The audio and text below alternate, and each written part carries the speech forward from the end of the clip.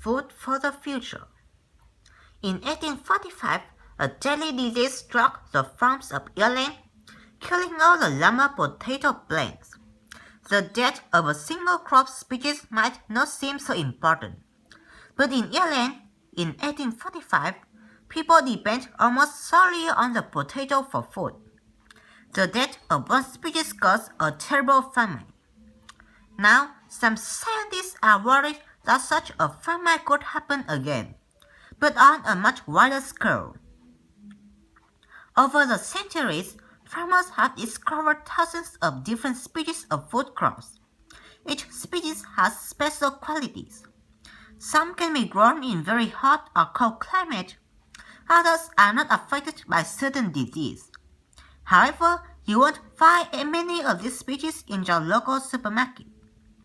To feed the 7 billion people on Earth, most farmers today are growing only species of plants that are easy to produce in large numbers. Meanwhile, thousands of other species are becoming extinct. For example, in Philippines, there were once thousands of varieties of rice. Now, fewer than 100 are grown there.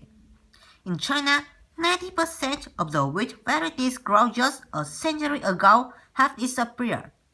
Experts believe that over the past century, we have allowed more than half of the world's food varieties to disappear. Saving the seed. One solution to this problem is to collect and preserve the seeds of as many different plant varieties as we can before they disappear. This idea was first suggested by Russian scientist Nikolai Vavilov. In the 1920s and 1930s, he collected around 400,000 seeds from 5 continents. More recently, others have continued the work he began. There are now around 1,700 seed banks in countries around the world. The server-bound Global Seed Vault, which preserves almost 1 million seed samples, has one of the largest collections. In the U.S. state of Iowa, Diane Ott-Wiley and her husband found Heritage Farm, a place where people can store and trade seed. In Italy, Ott-Wiley wanted to preserve historic plant varieties like the seeds her great-grandfather brought to the United States more than 100 years ago from Germany.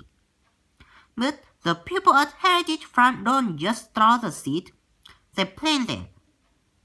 By doing this, they are reintroducing foods into the marketplace that haven't been grown for years.